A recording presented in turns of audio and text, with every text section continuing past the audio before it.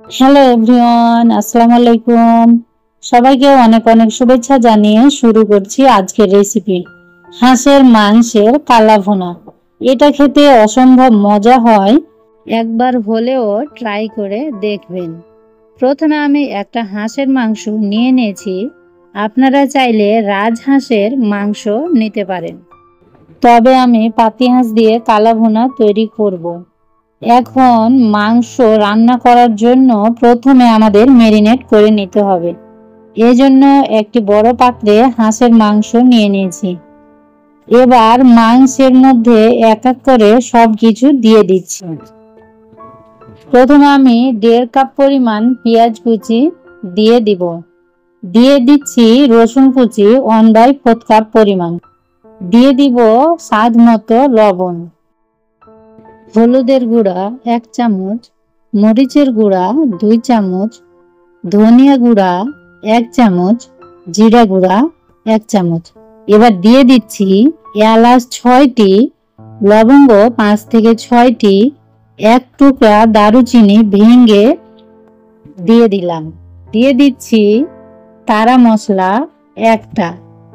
এখন আমরা অ্যাড করব রেডি মিক্স মশলা।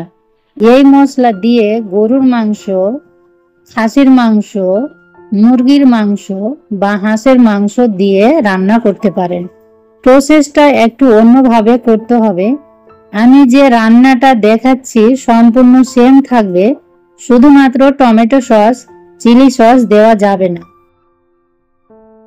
কারণ টমেটো সস, চিলি সস ব্যবহার করলে কালা ভুনার টেস্টটা মিষ্টি মিষ্টি আসে, ভালো লাগে না। প্যাকেটের গায়ে লেখা আছে 2 কেজি গরুর মাংসের সাথে, কিন্তু আমি 1 কেজি মাংসের জন্য অর্ধেক মশলা ব্যবহার করব, শুধু সয়া সস দিব। এখন আমি মশলার প্যাকেট বের করে নিয়েছি, অর্ধেক মশলা দিয়ে দিব। এবার আমি দিয়ে দিব আদা বাটা 2 টেবিল চামচ, রসুন বাটা 2 চামচ, সরিষার তেল 1/2 কাপ, 1 টেবিল চামচ সয়া সস দিয়ে ভালোভাবে মাখিয়ে নিতে হবে। প্রত্যেকটা মশলা যেন মাংসের গায়ে ভালোভাবে মাখানো হয়। মাংসগুলো যত ভালোভাবে মাখানো হবে, মাংসটা তত টেস্ট আসবে। মাংস মাখিয়ে নেওয়ার পর আপনারা চাইলে 1 ঘন্টা বা 30 মিনিট রেখে দিতে পারেন, তবে আমি ম্যারিনেট করে রাখবো না, তাই আমি প্যানটি চুলায় বসিয়ে দিয়েছি। চুলার আঁচটা মিডিয়াম রেখে ঢাকনা দিয়ে ঢেকে 5 মিনিট রান্না করে নেব। 5 মিনিট পরে আমি ঢাকনা খুলে ভালোভাবে নাড়াচাড়া করে নেব। আর আপনারা যারা নতুন এসেছেন, আমার চ্যানেলটা এখনো সাবস্ক্রাইব করেননি, তাদের কাছে অনেক অনুরোধ রইল চ্যানেলটি সাবস্ক্রাইব করে নেবেন আর পাশে থাকা বেল আইকনটি অন করে নেবেন। ঢাকনা দিয়ে ঢেকে মাংসগুলো কষিয়ে নেব। মাংসগুলো কষানোর জন্য পানি দেবার প্রয়োজন নেই, মাংস থেকে পানি বের হবে আর সেই পানি দিয়ে মাংস কষানো হয়ে যাবে। মাঝে মাঝে শুধু ঢাকনা উঠিয়ে নেড়ে চেড়ে দিবেন, না হলে নিচে লেগে যাবে। ঢাকনা দিয়ে ঢেকে দিচ্ছি। এভাবে ঢেকে মাংসগুলো ভালোভাবে কষিয়ে নেব। দেখতেই পাচ্ছেন পানিগুলো শুকিয়ে তেল ছেড়ে গেছে। এ পর্যায়ে দিয়ে দিব 2 কাপ গরম পানি, দিয়ে ঢেকে দিচ্ছি আর অপেক্ষা করব বলক আসা পর্যন্ত। বলক চলে আসলে চুলার আঁচ মিডিয়াম টু লো হিটে রান্না করে নেব। ফিরে আসলাম বেশ কিছুক্ষণ পর, মাংস সেদ্ধ হয়ে এসেছে। এ পর্যায়ে বাগার দেওয়ার জন্য চুলায় একটি কড়াই দিয়ে 1/4 কাপ পরিমাণ তেল দিয়ে দিচ্ছি। দিয়ে 3 থেকে 4টা শুকনো মরিচ অ্যাড করে দিব।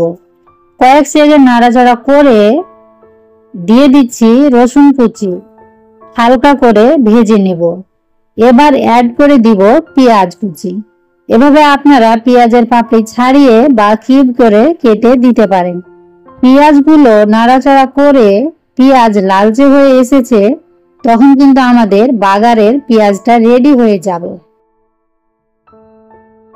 এখন আমরা ঢাকনা তুলে পুরো বাগারটা দিয়ে দিলাম। বাগারটা দেবার পর ভালোভাবে নাড়াচাড়া করে ঢাকনা দিয়ে ঢেকে চুলার আঁচ লো করে 5 মিনিট রান্না করে নেব। দেখে নিশ্চয় বুঝতেই পারছেন কতটা লোভনীয় হয়েছে। এখন আপনারা চাইলে এই মাংস ভাত, রুটি, পরোটা বা চালের আটার রুটির সাথে ভীষণ মজা লাগে। আজকের রেসিপি কেমন লেগেছে কমেন্ট বক্সে জানিয়ে যাবেন, আর আপনার বন্ধুদের সাথে শেয়ার করতে ভুলবেন না। সবাই ভালো থাকবেন আর আমার চ্যানেলের সাথেই থাকবেন। আল্লাহ হাফেজ।